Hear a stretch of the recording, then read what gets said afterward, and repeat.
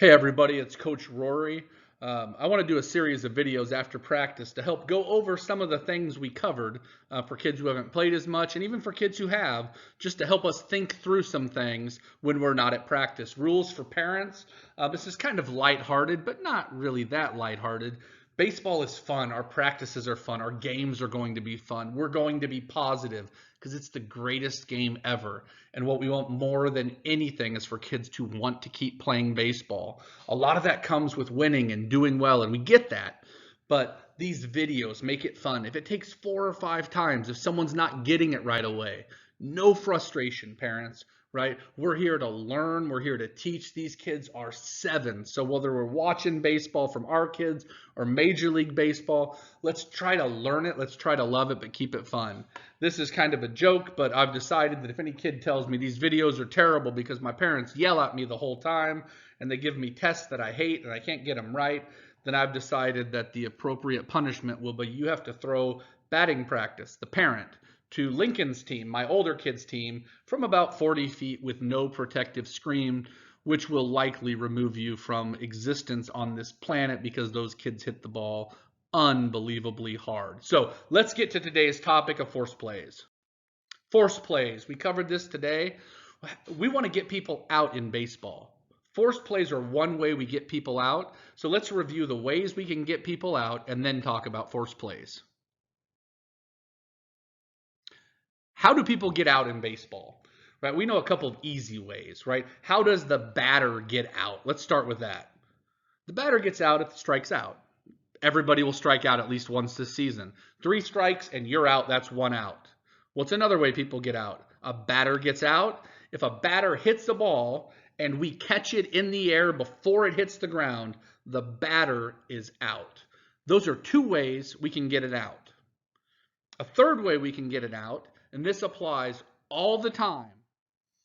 If a runner is not on base, we can always tag a runner with the ball, but you have to touch the player with the ball to tag him. That means if you have the ball in your glove and you tag him on with your hand, it doesn't work. If you have your ball in your hand and you tag him with your glove, it doesn't work.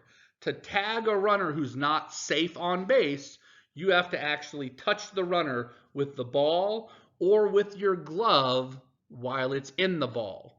That can be hard to do. Runners can get away. And today we want to talk about a way that most outs are made in baseball, and that is called a force out. We can get force outs where we don't have to catch the ball in the air and we don't have to touch the runner or the batter with the ball. What is a force out? It's an easier way to get people out. That's why we want to know it for defense. We want easy ways to get people out. We already know we can catch the ball in the air, and we already know that if a runner is off base, we can tag the runner with the ball. We know that already, but this is the rule we need to remember. Ready? If a base runner must run to the next base on a ground ball, we say that runner is forced to run to the next base. And if a runner is forced to go to a base, if a runner is forced to run to the next base on a ground ball, we can get that runner out by tagging the base instead of the runner. That's way easier, and that's why we're going to go through all these. The easiest force, you didn't even know it was a force. Remember our rules. These aren't new. These are just the ones we went over. We can tag people. We know that. We want to know who's forced to go to a base because then we can just tag the base instead of the runner. Well, you already know the easiest force. What if nobody's on base and this guy hits a little ground ball to the shortstop? What's the shortstop going to do? Is the shortstop going to run across and tag the runner with the ball? The batter who becomes the runner? Of course not. He's going to throw the ball to the first baseman. Is our first baseman going to touch the batter? No. The first baseman is going to tag the base. Because remember, on a force out, you can tag the base. And a batter has to run to first. He can't run to Toys R Us because he wants a new toy. If he hits the ball, he has to run to first. So there is always a force at first. We want outs. If you can get an out at first base easily, we want that out. That's the easiest force. But take a look at the next one. Now there's a runner at first. This runner is standing on first base and there's a batter. Well, what are our rules? We can tag anybody if we have the ball. If the base runner must run to the next base, we say he's forced. And if he's forced, then we can touch the base. So now what happens when he hits this little ground ball to shortstop? Who's forced to go where?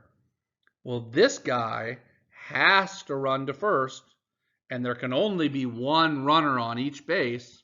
So this guy has to run to second, which means there's a force at second, or there's a force at first. So if we hit the ball to the shortstop can go run and step on second base, or throw the ball to the second baseman. But what do we have to do? We have to tag the base before this guy gets there. So we got to be quick. What happens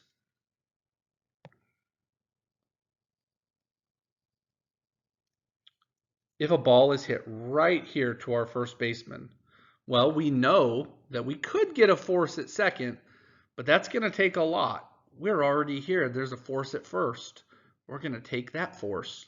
We're just going to step on first base and then go find our lead runner. Now what happens?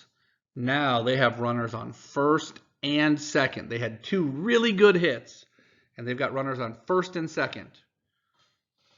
Where are their force outs at? Remember our rules. We don't have to say them again. We already know them. We want to know who has to run.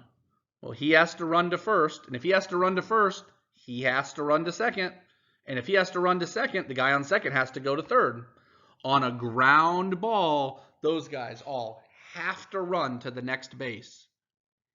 So, if there are runners on first and second, we have a force at third. We can get this runner out at third by tagging the base instead of the ball. So if we have runners on first and second, you'll hear us yell to the third baseman, force at third, or sometimes we say, third base is hot. That means all you've got to do if you get the ball is step on third before this joker gets there, and we got to force at third. But if it's hit right to the shortstop here, or the second baseman here, we've still got to force at second. We've got to get this joker out before he gets there. If it's hit to the first baseman or the pitcher, we can still get this guy out, right? So let's think about it. If there are runners on first and second, think about where you play in the infield and what you're going to do with the ball. If it's hit to the first baseman, we're just going to step on it and take this out. If it's hit to the third baseman, we're just going to step on it and take this out. Shortstop and second base is just a little bit harder. If the ball's hit way over here and our shortstop runs over and gets it, hopefully our third baseman is standing on the base. Because if we throw the ball to the third baseman, does he have to tag this guy? Nope, because he's forced to go. All he has to do is touch the base. So shortstops, if there are runners on first and second, you want to know, am I closer to second or am I closer to third? Because there are force outs at both places. The same thing happens if you're playing second base. If you're playing right here where a second baseman plays and the ball is hit over here, you might get it and throw it back to the second baseman to get who out? This guy. But what if you make an amazing play on a ground ball way over here? Well, it might be closer to just get the force at first. That's why we say when there are runners on first and second, we have a force at third, second, or first. We just want to get one of them.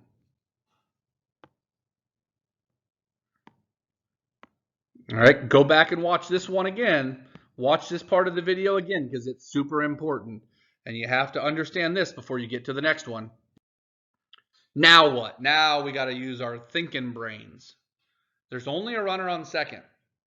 What happens if this guy hits a ground ball? Let's say he hits it right over here.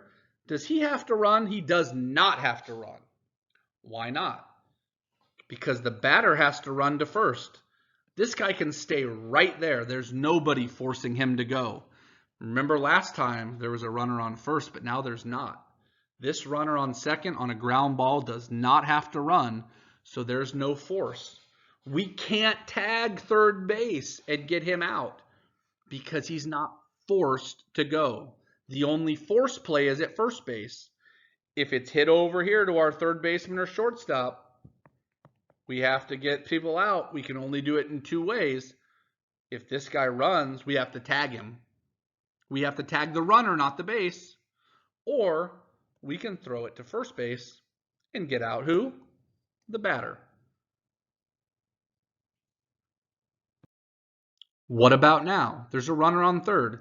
If this guy hits a ground ball, does he have to run home? Of course not. There's nobody forcing him. There's not a runner on second. He can stay on third base and there would still only be one person on that base. So where is there a force? Only at first. If we're going to get this guy out, it's not going to be by tagging home plate or third base because there's no force there. The only way we can get that guy on third out right now, if he runs to home, is to tag him with the ball. So if the ball is hit to the pitcher, we're probably just going to throw it to first. But if this guy decides to try to run home and he's slow, our pitcher gets the ball right here, and he knows he either has to run and tag the runner or throw it to the catcher, who has to tag the runner. Why can't we tag home base? Because he's not forced. What about now? Who's forced? This is the hardest one. But if you're paying attention, you know that second and third, the only force is at first base. Can you see why? The reason why is there's nobody on first base. This guy can stay here on a ground ball. This guy can stay here on a ground ball. And there's no force out. Same reason as when there's only a runner on third. This is the easiest one because the bases are loaded, and you all remember what happens if he hits a ground ball anywhere? He has to run to first, he has to run to second, and someone's coming to second, so he has to go to third, and he has to go to home. So when the bases are loaded, there's a force out at any base. So we're thinking, where is the closest base, the easiest place that we can get a force out? You know where you play, and you know where that is. All right, we covered one type of force out. Next video is going to be really short, but it's important. Let's think about running on fly balls and how we get people out and how we run the bases.